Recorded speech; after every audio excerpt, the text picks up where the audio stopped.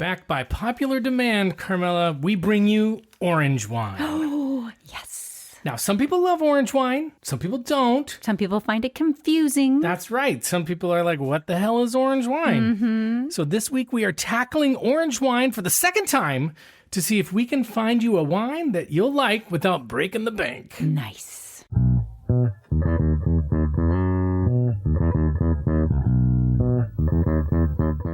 Hello, fellow winos, and welcome to the Wine Pair Podcast. I'm Joe, your sommelier of reasonably priced wine, and this is my wife and my wine pairing partner in crime, Carmela. Hi there. And we are the Wine Pair. Winos. Mm-hmm. Oh, boy. We'll get to that in a second, but if you're new to the podcast, here's what you can expect. If you love wine and you want to find great wines at affordable prices, and you want to expand your wine horizons, and you want to have some laughs and fun while doing it, then you are in the right place. Each week we explore a different wine varietal, style, brand, or region of the winemaking world and learn about what makes them worth knowing about. And then we taste 2 to 3 of those wines that are reasonably priced to let you know if they're worth your hard-earned money. So if that feels like your vibe, then welcome to our tribe. Yes. Which is also your tribe now. I love that. And we're proud to say that Decanter Magazine calls us fun, irreverent, Chatty. and entertaining. Well, Carmela, we are revisiting a wine that we did an episode on about 2.5 years ago. I shouldn't mention that because it's been a while. Based on an ask from our friend Oregon Mobile Aesthetics on Instagram. Nice. Now, orange wine is a vibe wine. I kind of made that up, but it's a vibe wine. Okay, give it to me. And it's a style of wine rather than a wine made from a specific grape or blend of grapes. And it's definitely not made from oranges. Okay, we're going to keep saying right. It's just not made from oranges. And so we are back to do an episode on orange wine one more time, and maybe we'll do it again. Who knows? Mm-hmm. And as an extra bonus, one of the wines we are drinking today we picked up at Trader Joe's. Ooh. So this may be a wine those of you out there in listening land have either had or are wondering if you should pick up, and we will let you know. We will. But we have a few things to do before we do some orange wine, Carmela. And the first thing we need to do is learn more about the name of our wine tribe that you noticed today. I know. The Winos. I think that's funny. Okay, well, let's head over to meet listener Lindsay, who gave this name to us. Hi, Lindsay. Welcome to the Wine Pair Podcast. Hi, Joe. Thanks for having me. You bet. We are so excited to have you. Glad to be here. Yeah, I mean, you've been a good supporter, and so we really appreciate you taking the time. Well, I appreciate it. It's fun to be here. Well, you have a great name for the tribe this week. But before we get there, we have some very important questions to ask you if you are ready. Let's go. All right. The first question is, what is your favorite wine? This is not meant to be a smart aleck answer, but the answer is whatever I'm drinking right now. I like to try a lot of different wines. I love to expand my horizons, and your podcast is great for helping me do that. I like to drink whatever I'm drinking. Okay, I like the answer. Is there anything you won't drink? Orange wine. Orange wine. Sorry. No, I made the mistake of telling Lindsay what we're going to record tonight, and he said, wow, I don't really like orange wine. So there you go. No, I probably have in my humble collection, I probably have more Pinot Noirs than anything. Willamette, Sonoma Coast, my Italian Bs, Brunellos, Barolos, and Barbarescos. But kind of the last couple of years, my new favorite is Riesling. Love it. I mean, these are hits for me. I love it. Okay, Lindsay, good job. The second question is, when did you start listening to us and how did you find us? You came up as a suggestion on my Apple Podcast app. And the first episode I heard was a Trader Joe's Reserve episode. So I would say it's probably been about a year. And I've listened to them since then. And then as I backfill, I can go back and get some of the previous episodes. Some of the greatest hits. Yes. Okay, very good. Now the big question. Tell us the name you suggested for the tribe and if there is a story behind it at all. Well, the story behind it is if you drink 2 bottles of cheap wine a night, you might be a wino. So that's my name for the tribe, is the winos. There are some better ones out there. I know I like Grape Nuts was a good one. I think Timmy or somebody. Yeah. But winos is kind of what comes to mind because I'm drinking a couple bottles of inexpensive wine. Okay. Are you drinking a couple bottles of inexpensive wine tonight, Lindsay? Not by myself. Good. Okay. Well, thank you very much for doing this. Really appreciate it. Appreciate you being on and for just sharing your awesome name with us. I hope you have a great weekend. Appreciate you doing it and love it. Keep up in the good touch. work. Yeah, You thanks. guys have a great weekend as well. I don't comment a lot, but I'm always listening. So keep it up. You're doing great. Awesome. Thanks, Lindsay. Take care. Thanks, Joe. Give my best to Carmela. I will. Okay. Bye-bye. Bye-bye. Carmela, Lindsay was awesome. Oh, I know. I'm sure about that. And I'm not sure if it'll be on the final cut, but he did say to say hi to you. Oh, that is so nice. Hi, Lindsay.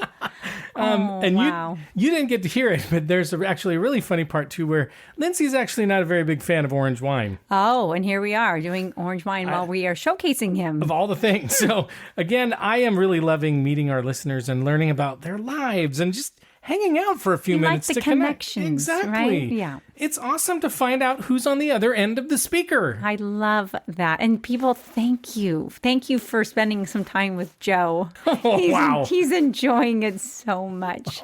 And I like to spend lots of time with Joe as well. But So we've got that in common. it's good to, share around a little bit. It is. And you know what else? You guys get to know us, and this gives us a chance to get to know you. So true. We love that. That is very fun. And we love getting ideas for the tribe name, so please keep them coming, and we'll ask you if you want to be a guest on the podcast. No obligation. If you don't want to, you can still give us the name and we'll use it in the future, but super extra bonus if you want to be on the podcast. All right, Carmela, as we said, orange wine is on the menu today. Oh. Good or bad, want it or don't, it's on the menu. It's just like when you were a little kid and your mom said, You're doing hayam. What are you doing I that know, for? but I don't, just if you could see me, I'm karate chopping. Yeah. But when your mom was little and it's like, I don't want to eat that. And she was like, I don't care what you want to eat. That's what's for dinner. Is that how you're treating me today? I don't care if you want this. We're going to try it out. Or Lindsay or everybody with the Okay. orange wine. It's what's Right, on the menu right. today. Just suffer through it, people. But before we get there, we have our very important news segment to do. So Carmela, it's time for Wine in the News this week. All right. As a couple who were raised Catholic, this week's news is quite surprising and kind of funny. I think you will appreciate this one, Carmela. Before I tell you what the news is, I do have a question for you. Okay. From purely a taste perspective, we're not talking about anything other than taste. What is your impression of the sacramental wine they serve at Catholic Mass? It's kind of torture. It's kind of torture. Like, how would you, if you were to give tasting notes, what would you say? Oh, it's just vinegar.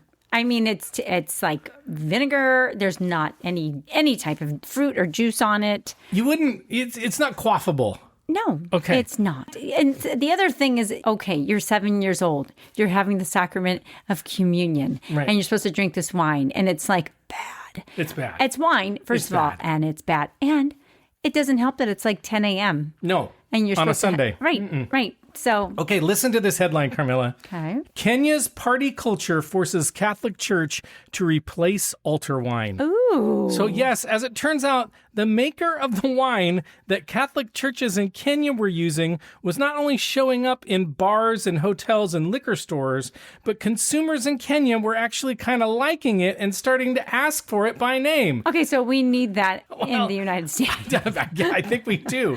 Now, Where is their wine coming I from? don't know. It had good stuff. But according to reports from the BBC and other sources we have links to in our show notes, did you know we have show notes? Mm-hmm. Bottles of wine that were originally intended for church ceremonies were being sold to thirsty customers for a profit.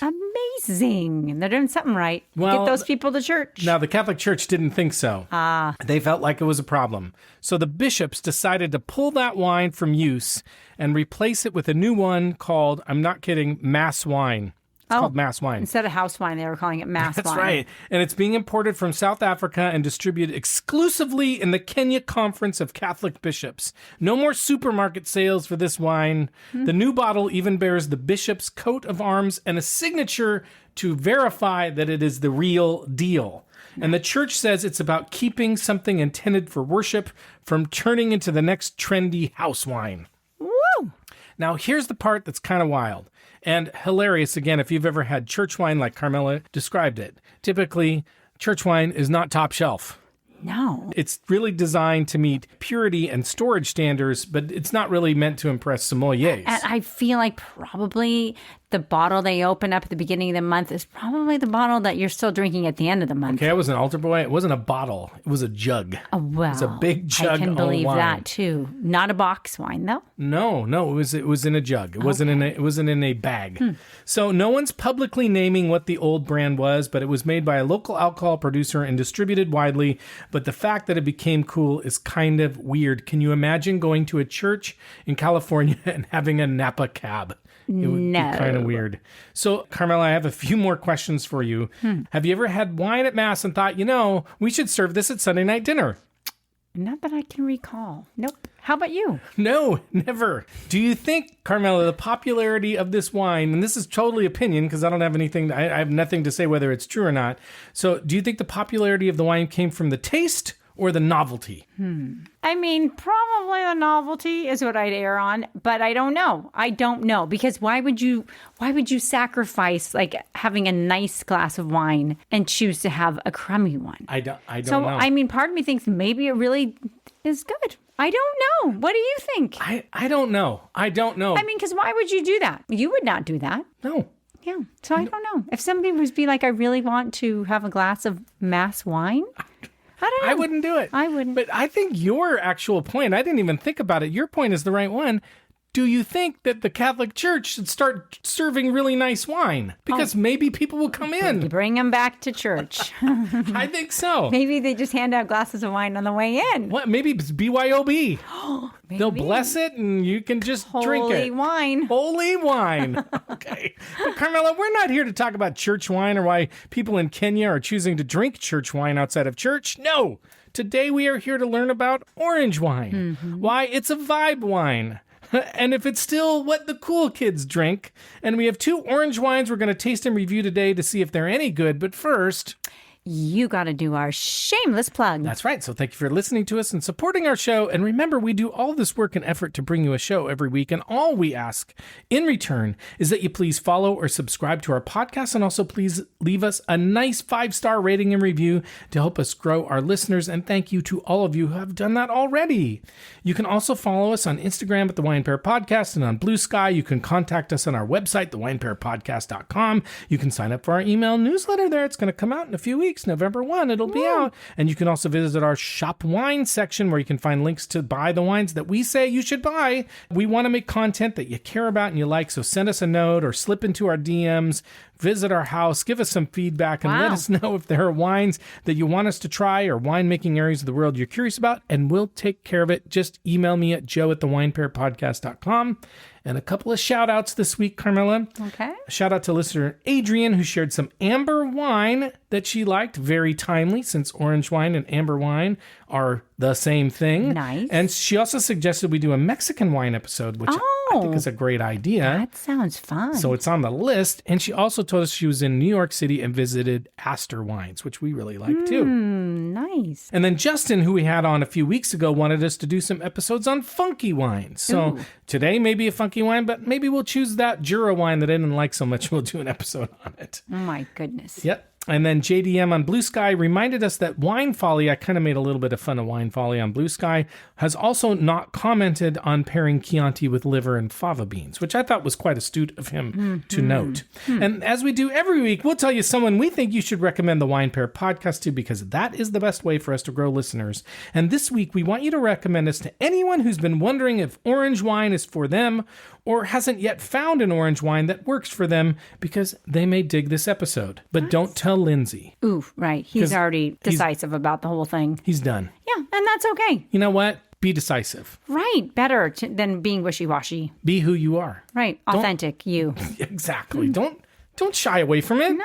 Don't be shy. We like that about you, You can Lindsay. Get a little closer. Wow. Now don't be shy with arid extra dry. Okay. Oh my God. We're not sponsored, people. No, we're not. But the Wine Pair podcast is brought to you by Arid Extra Dry. I don't even know if that brand Really? exists anymore. No. All right, Carmela, it's time to find out just what the orange wine is. Now, again, you can get some of this information from way back in episode 71, which is the last time we did it. Wow. And we're on episode 188, if you want to know. What? I know, and that's just our full-length episodes. We also have mini-sodes in there. I don't count those. Okay, but I'll just review a few of the must-know basics again, the things you have to keep in your brain box because you want to wow your friends. And we'll also cover some updated information, too, including if orange wine is still all that in a box of crackers. I wonder. I'm interested to find out because I just don't feel like I see it around as much. Well, we also don't go where the cool kids go. True. So there is that Maybe part I'm of it. thinking like when I look around our closet, our wine cellar. They don't serve orange wine at Applebee's. Wait. We don't go to Applebee's. I was going to say. Not that we have anything against it. No. We don't go. We just don't have one in the area. There, that's right. Okay, orange wine is sometimes also called skin contact white wine or amber wine or even Ramato in Italy, but maybe the best way to describe it is that it's basically a fourth color category of wine alongside red, white, and rosé. And so for ease of thinking, think of orange wine as the sister to rosé wine. Nice. The difference being that rosé wine is made from red wine grapes, while orange wine is made from white wine grapes. Put that in your brain box. Remember that, people. And when you're with friends, shake that brain box around and pull it out. Probably not a good idea. No. You don't need to be shaking your brain box. No, probably but sometimes you do need to pull it out. Okay, so just to clarify, in case you were confused again, Carmela gave me a look. Orange wine is not made from oranges. I think the confusion comes from the name, quite frankly. Well, because you will be disappointed then when you taste it, and it's. Maybe there are some notes of citrus, but probably not orange. Probably not. It's not going to taste like orange juice. I don't know. No, and it's probably why it's also called by those other names from time to time. The name orange wine comes from the unique color it gets during the winemaking process. And it can be a variety of shades. It can be like a rosé. It can be light. It can be deep gold. It can be darker. It can be amber. It can even be like brick orange. I don't even know what brick orange is, but it can be brick orange. Do you know what brick orange is? I mean, maybe. Okay. I feel like our walls are kind of brick orange over there. This is how distracted Carmela is right now. We're also watching a baseball game. Okay, this is the only way I can convince her. Yeah, it's the only way I can convince her. I've taken baseball up this past. She literally 10 days. said to me, "Are we doing the podcast tonight?" And I was like, "Of course," because she's staring at the game. I'm like, she never watches sports. I don't even really quite understand all of it, but I'm getting good. I'm starting to understand it. I'll just tell you, every time somebody hits the ball, Carmela has an emotion, and it's usually the wrong emotion. Well, again, I'm kind of figuring it out. I didn't play softball. No, you didn't. Our kids played some softball and baseball. Not a lot. No. So that's the thing. But I'm finding this quite entertaining. But you know what? Come next baseball season, I probably won't watch it. No. Until the stakes are high. But if you want to, do it. Right. Be you. I will. Don't be shy. Thanks. Okay, the thing that makes orange wine unique is maceration, which is also known as skin contact. It's not a dirty word, maceration. And skin contact is super important when making wine because when you think about when you have a baby. And skin contact. Yeah, you're supposed to have skin contact when your baby's born. And before you have a baby, when you're making the baby, skin contact is also kind of important. Yeah, it's a little inevitable. Okay, so when you think about color in wine, think skin contact. Okay. And now all I can think about is sex. Okay, to make regular white wine.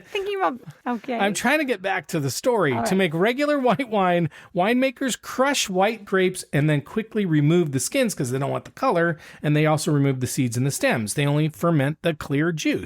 To make red wine, winemakers crush red grapes and leave the juice on the skins to get the red color from the skin. So again, the key to a wine's color 99% of the time is the color of the grape skin because except in very few cases, grape juice is clear. To make orange wine now, winemakers crush white grapes, but then leave the juice sitting with the skin as well as the seeds and sometimes even the stems while it ferments.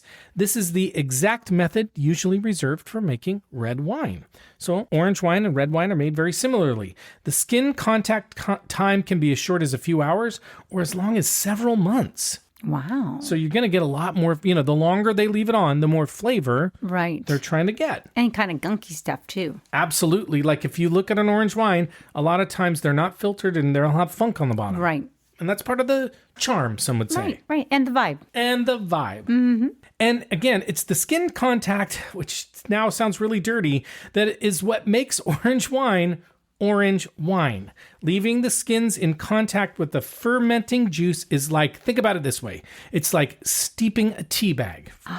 The longer you leave it, the darker the tea, the more flavor, the more tannin, the more stuff that gets extracted. Exactly. The grape skins contain things like tannins and color pigments. And the tannins give orange wine that feeling of dryness. We call it sometimes stickiness of the tannins in your mouth, along with sometimes you get bitterness and astringency, and some people don't like that, and some people really like that. I like it. Orange wines can have many different flavors depending on the grapes used, and sometimes those tastes are unusual for wine. Like you can get dried apricot or ginger or honey or even herbal tea. Nice. Some people say herbal, but the British say herbal, so I'm going to say what they say. Okay. And that's why you can't really say you don't like or you do like orange wine flat out, because it depends on the grapes. True. And it depends on other things like the winemaker. They're very versatile. Exactly. Now, while orange wine seems trendy brendy, as we call our cousin, it is actually an ancient winemaking method. The style is said to date back approximately, get this, 6,000 to 8,000 years ago. That's longer than we've been married. It doesn't feel like it. It doesn't feel like it. Wow. Mm-hmm. And it goes all the way back to she was just silent on that one. I know. I don't even know how to respond to that. I mean, I have known you for centuries, I feel like. So. Do you ever feel like it was a mistake? Okay, anyway. No, never. Good. I'm glad you said that.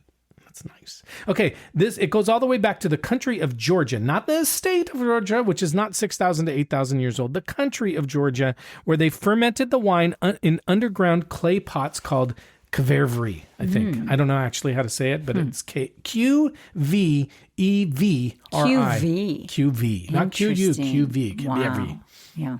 I wonder if the Q silent. I don't know.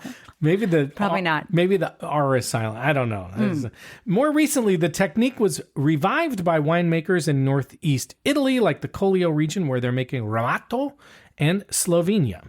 Now, orange wine, despite being an ancient style of winemaking, is once again popular for a variety of reasons, like modern and trendy customer preferences. So we're going to go through some reasons why orange wine became popular. You ready? Yes. First, it meets a consumer preference for products that are artisanal, traditional, and sustainable.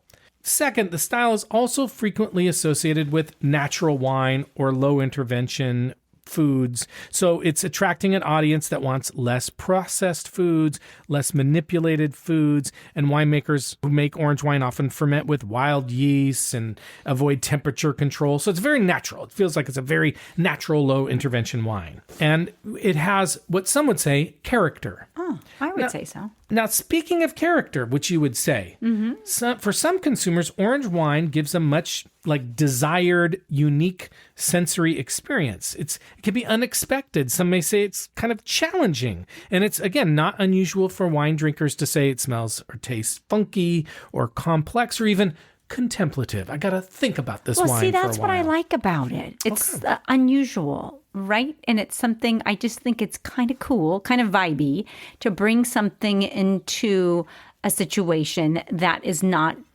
common for some people. It's totally. I love that. No, it's totally spot on. Its popularity was also helped by the fact that social media like TikTok got on the trend. So that also helps. That does help. But coming out of this popularity and this kind of challengingness, Carmel, I don't know how to say that right. It's that one good thing too is it made people challenge the common approach to wine that we ourselves find ourselves kind of allergic to, which is typical big, fat, flabby, over extracted wines. It's like a different kind of wine experience.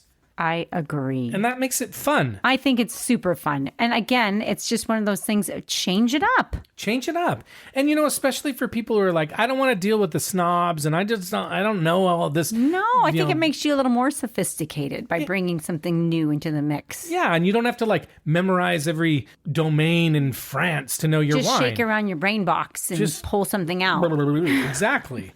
So the final question we're going to explore, Carmela, is the one you were most interested in. Oh, it was a home run. The Mariners hit a home run. We're happy about that. Yes! I know what a home run is. Home run. A solo home run, but it brings us, we're tied. The big dumper. We need to crack open that orange wine. We will in a minute.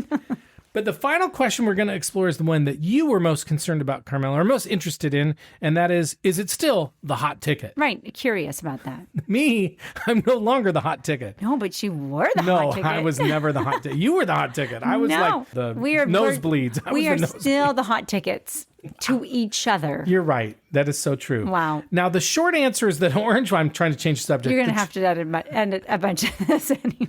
I will. The short answer is that orange wine is still a growing wine category. Data analysts predict the global orange wine market will grow by nearly $27 million to reach $67 million in the next decade. Well, that's not bad. Not bad. But it is still kind of a drop in the bucket when the global wine market is estimated at over 100 billion with a B. Oof. Now, while wine sales grow, the cultural perception of orange wine is facing some scrutiny, and there has been a bit of backlash because some commentators have called it a fad, and because it became popular, it's kind of created this rush where there's been some pretty shitty or mediocre orange wines coming on the market. So it's not like even now you can't just say like orange wine. You have to really be careful, like you should with any wine, about where it's made and who's making it and all that fun stuff. Sure. And again, I say we feel about orange wine the way we feel about all wine, and that is it's neither good nor bad. Right. Depends on the wine. Yeah, and your taste, and the grapes, and the technique, and the climate, and the dirt, and all that. So it's like we're not giving it any leeway just because it's like unusual and it doesn't get special. It's not a special snowflake. No. It's just a wine. It's just a wine. Right. We're just gonna. It's the same as any other bottle. It's just kind of vibey. You know what? Equality. I agree. There you go. But you know what, Carmela? That's enough information because you really want to break out that orange wine. So let's talk a little bit about the orange wines that we're going to drink today. I thought we were bringing out the orange wine. We will. You don't want to talk about? Yeah, I'm trying to watch this game and no. Jeez.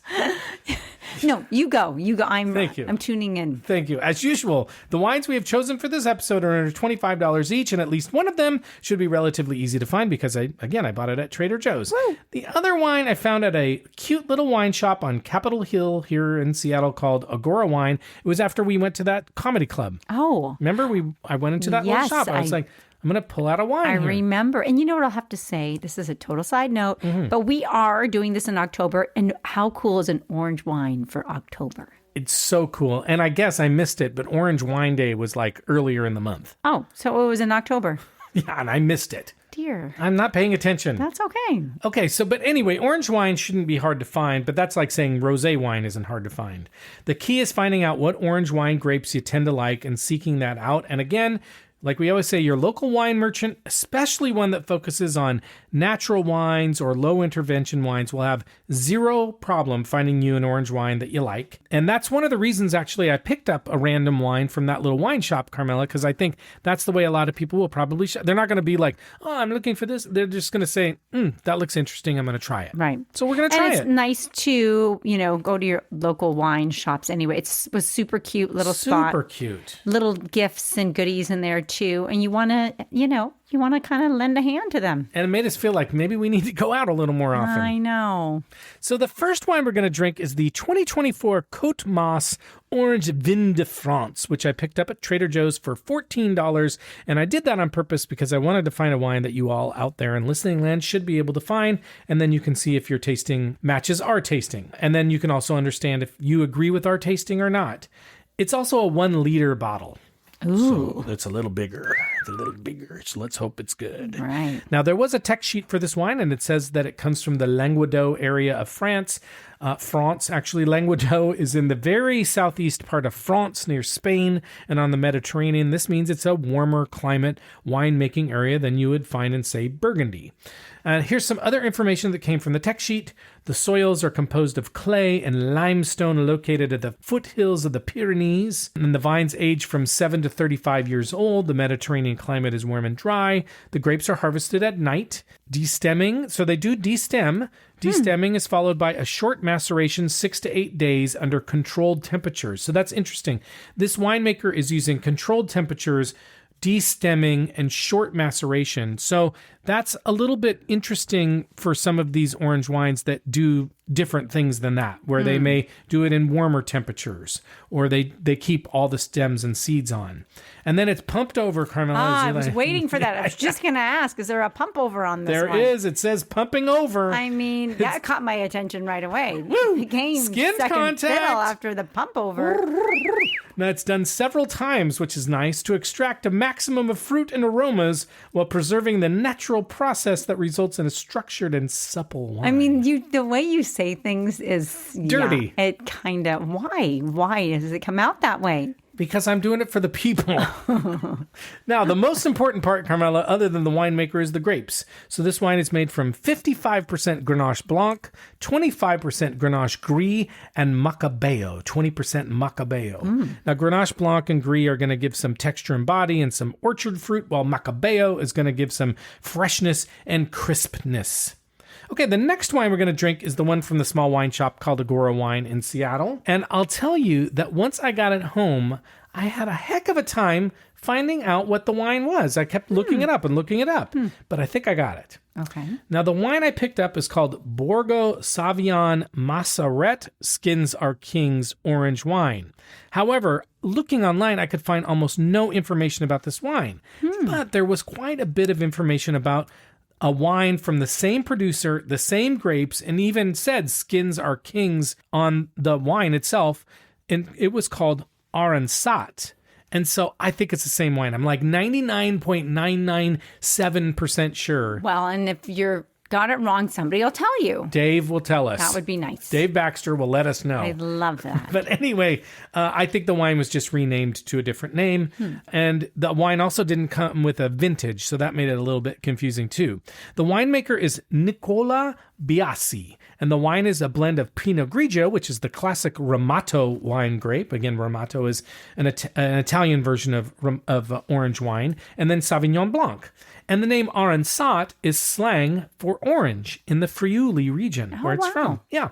And the text sheet also gives this information. They use sustainable farming practices, and they operate as organically as possible. So that's cool.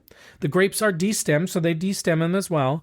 But they use natural fermentation on the skins in stainless steel tanks at warmer temperatures. So more natural, right? They're not really controlling the temperature. Post-fermentation, they macerate on the skins for about 90 days. That's a long maceration. My goodness. You can go blind from that much maceration. Get your mind out of the gutter, buddy. Okay. The wine is unfiltered and racked twice prior to bottling. My, oh my. So what is racking, you ask, Carmela? I don't know. What is racking, Joe? This is actually cool if you didn't know. So it's removing sediment by moving the liquid from one container to another. Racking, huh? Right? That's what they call it in wine. Would they call it something like, what would you call a technique like that where you're trying to like move liquid from one thing to another to remove something out of it? Do you do that in I'm thinking sure more like there's something. eggs, like egg Yeah, whites. that was the first thing that I was thinking of. But you could use like a baster. Jesus, that went all the way to you went super I don't know what far. that technique is Don't called. say baster. You know what? This may be an adult show, but that's gone too far. I don't know. You know what? Now we're probably going to finish this episode and I'm going to go, oh, that technique is blah. Right, but right now I'm watching You wouldn't call a it baseball maceration. game and trying to do a podcast. And talking about basters. And I just don't know. Okay. I also believe this wine is vegan. And the winery is only about 12 kilometers or about 6 miles from the Slovenia border. And it's a relatively small winery. And it's run, again, by Nicola and his family.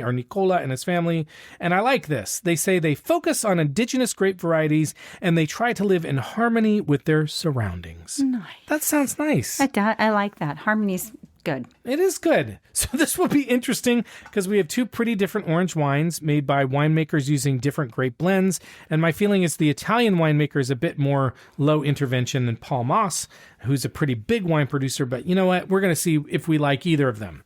So that's enough information. Let's get to drinking. If you have an orange wine, one of these orange wines or any orange wine, then drink along with us and turn on the game. And drink along with us. Exactly. And we'll be right back.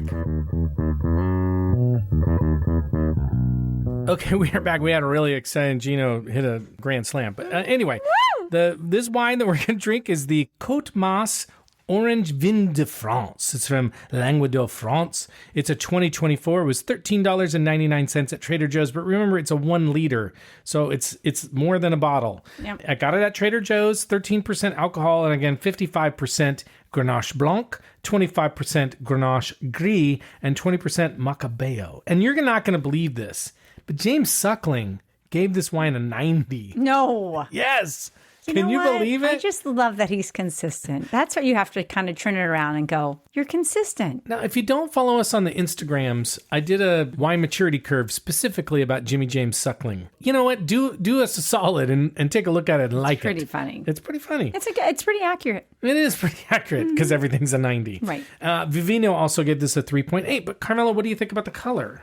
Well, it looks like you need a little water. It does. It's not, I mean, it's orange-y. I feel like if this was a white wine, you'd be a little bit like, whoa, is there something so dark. Yeah, is there something wrong with it? Yeah, like what? Like I think you would question it being a white wine. So it's definitely an orange wine, but it's not blazing orange. No, it's Is not that a deep. word? No. It is kind of amber. It may be more amber colored. It is pretty. It's clear. This is a filtered wine. I think they're filtering this wine. It's very clear. It's nice. And I will say this wine is super cold. What are you smelling? Well, it's kind of mapley. Okay. I don't know. You A little think brown sugary. Okay. And sweetness. You're getting sweetness. I am. Are you? Yeah, but you know what I couldn't not smell is dried apricot. Yeah, the dried fruit for sure. Like I can get behind that for sure. It's kind of really nice. It has a nice. I mean, it's definitely sweet for like smelling, and there's something caramely about it. I'm not getting as much of that carameliness. I'm getting a lot of stone fruit. Got it. Let's taste it and see what we think. Okay. You know, it's good. It is kind of like a sweet white wine. Yeah. But you know what? I think it's kind of easy drinking too in terms of like crowd pleaser.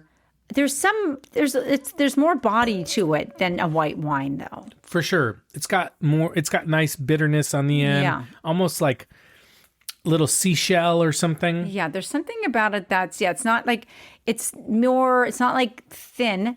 It's more medium bodied, I'd say. And yeah, the bitterness is making it just a little more complex. I agree with you. It's approachable, though. It's very approachable. It's not super funky. No. It's not super astringent. It's not like a challenging wine. It's not a challenging wine. No. And I'm thinking, like, I can actually taste some apricot on it.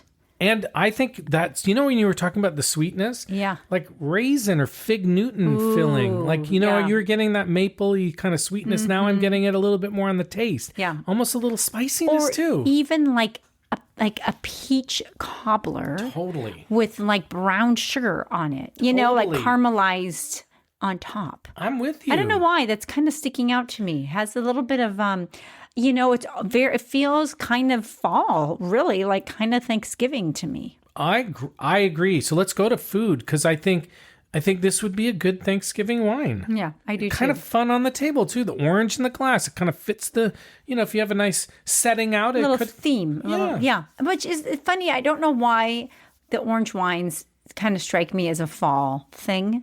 I think it's the body. Yeah. I think it's more body than a white wine would normally have. Right. What other food would you eat with it? I think something like, I really can see like turkey stuffing. I mean, not that that's what you have to have, but I do like kind of that fall. Even like sweet potato dish would be really delicious. You got fall in your mind. I guess I do. I'm also thinking like spicy foods. It'd be pretty good with spicy foods. Like Indian food is coming. And maybe Indian food kind of has a little bit of fall flavor fall to me. Yeah. Because sometimes it's even got those like cinnamon and those kinds of spices in it. So it is kind of fall sometimes. And would complement this really nicely. It would. Yeah. Really nice. Ooh, curry sounds good. Maybe we'll have that tonight. Nice. I do think this is a nice drinking wine, like easy drinking wine. I'm wondering, like, orange wine, like, do you think this would be good with fish? Would you have, I mean, I know you're not a big fish guy, but I mean, it's pretty, you couldn't do a delicate, I mean, you could, but I wouldn't personally do a delicate flaky fish. Maybe you could do like shrimp. Maybe like shrimp. I don't think I'd do clams. No. Maybe something heavier. I was thinking like fried fish, maybe you do it with. Maybe salmon. Yeah. Or a fish taco, maybe you could do it with. Actually, because a little bit of spice on that. That's right. Yeah.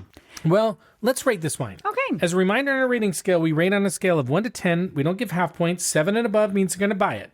4 below means we're going to pour it down the sink. And a 5 or 6 means it's good. We're going to drink it, but we're not going to buy it.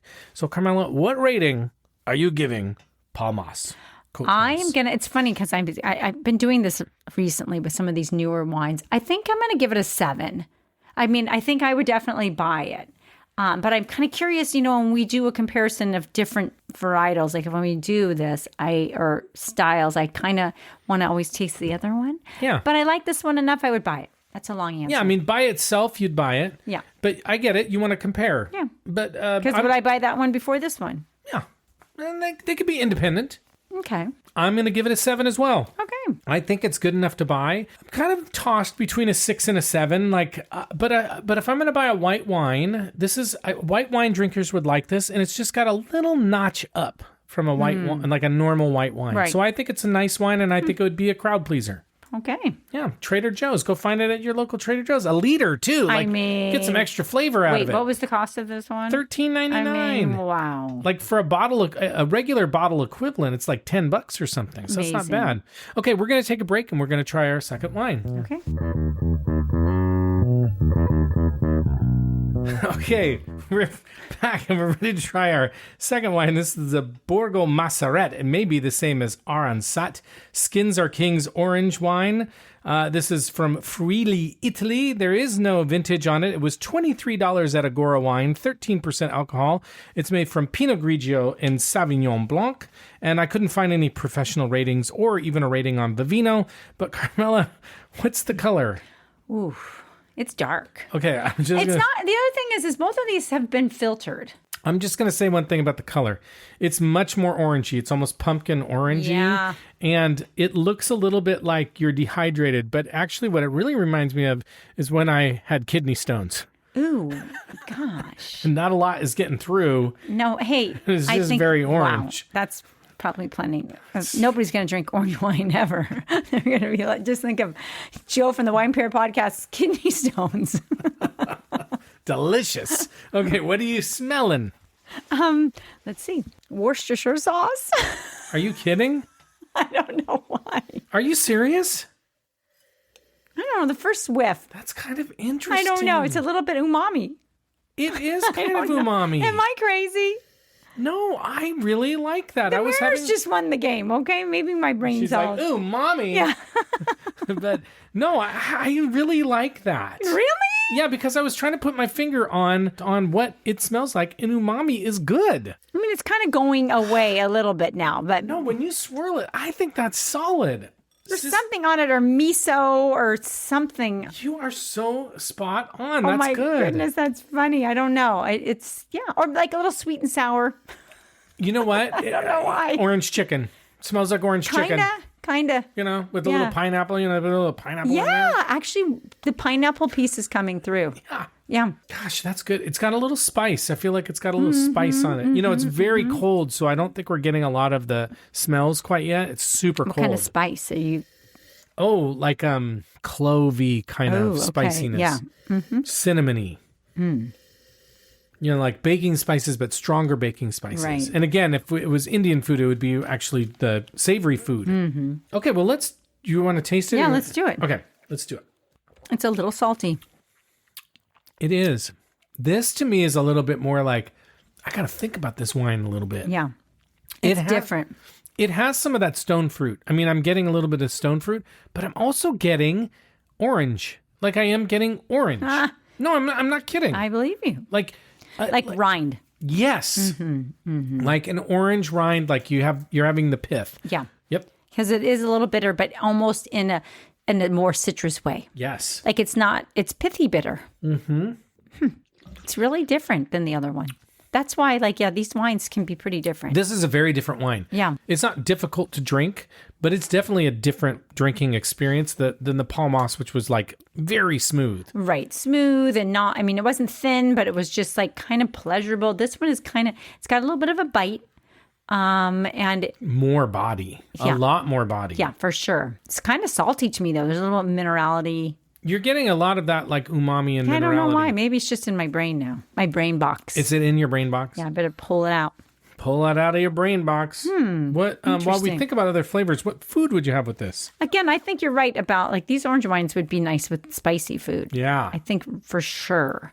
Especially because, I mean, like we like a white wine with spicy foods often, but this one, there is some complexity to it Yeah. that I think would be a nice compliment. Kind of would hold up to like spice or even like those multiple types of flavors that often come with Asian foods. Yeah, I agree.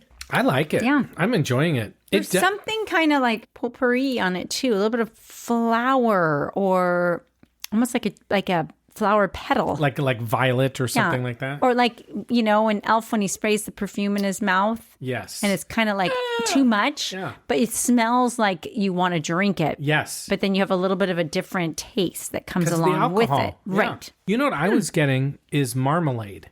Okay. I'm getting I marmalade. like that. Yeah. I absolutely feel like I can get behind that. Yeah, like an orange marmalade where you get that sweetness, but also that really bitter. Well, because what happens with the marmalade is oftentimes there is like rind in it. Yes. And you taste that and it's like a little bit surprising, like, oh, wow. And little- it's shocking. Yeah, because it's like, Shocking. oh, it's so sweet. It's shocking.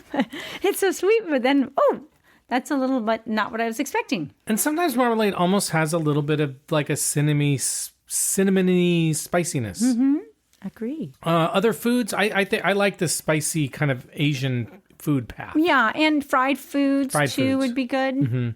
But I think that's, I mean, I could see it with like chicken dishes, but I think it would be like a baked chicken or something you could do it with. And something heavier. Even a lemony chicken, I think would do okay with. Wait, what about like an Alfredo, like a chicken Alfredo? The creamy. I wouldn't do it with creamy. Oh, I wouldn't okay. do it with creamy. Okay, Carmela, let's rate this wine. What are you gonna rate this wine?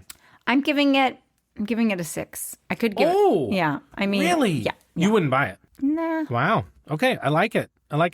I'm giving it an 8. Whoa. I like it Interesting. because I think it's interesting. Okay.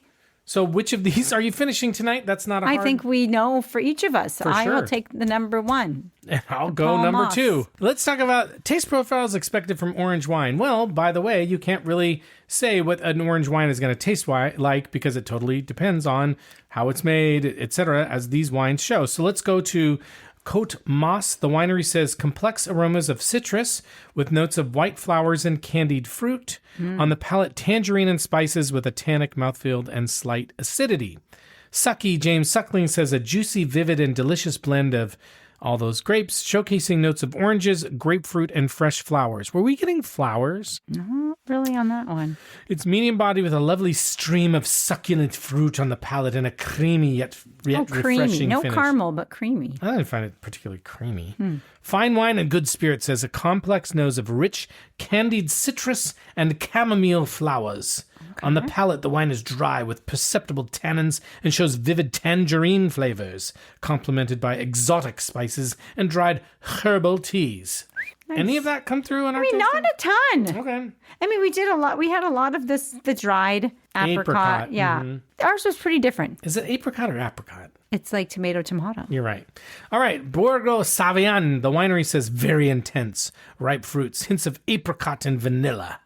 Big nose, full body, which is a website, not just me. An extremely savory and nutty bottling from this Friulian producer. This wine exhibits notes of bruised peach, tea, and cashews. That's weird. Okay. I didn't get any of that. The Raleigh Wine Shop said delicate and enticing aromas of white flowers introduce a savory palette of lemon zest and cantaloupe with fresh acidity and lingering finish. Okay. Nobody said Umami. or marmalade. So No. I guess we're Off. We're off. we are tonight. off. We're off. What's your We got verdict? our own palate. We got our own palate. What's your verdict on orange wine? Oh, I love it. I just love the whole idea behind it, the whole vibe, as you were saying. Yeah.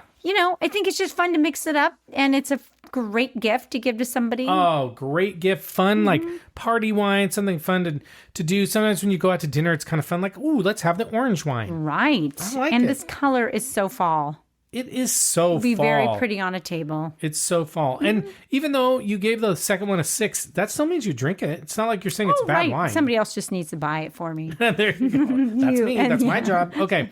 And then let's talk really quickly. Wines coming up in future episodes. You can go to our show notes and there's links to the specific wines, but we're going to do a Bernardo, also Charbonneau wine. We're going to do a Spätburgunder, and we're also going to do a taste-off between the Barolos from Costco and Trader Joe's.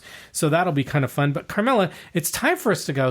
But before we do that, we want to thank you very much again for listening to us. And if you haven't done so yet, now would be the perfect time to follow or subscribe to our podcast. And also a fantastic time to leave us a nice rating review on our website or Apple Podcasts or wherever you get your podcasts. That's an awesome and free way to support us and help us grow our listeners. We'd love to hear from you. So tell us about a wine you want us to taste and review. You can leave a message for us on our website, thewinepairpodcast.com. Join our email newsletter there. And you can also reach out to us at joe@thewinepairpodcast.com or DM us on our Insta. With that, we're going to sign off and say thank you once again. We'll see you next time. And as we like to say, life is short, so stop drinking shitty wine. Bye-bye. Bye. And the happy ending at the end of our story. Always think too much, always drink too much, always pray too much, always play too much. And when I'm with you too much, I fall in love too much. And when I'm away too much,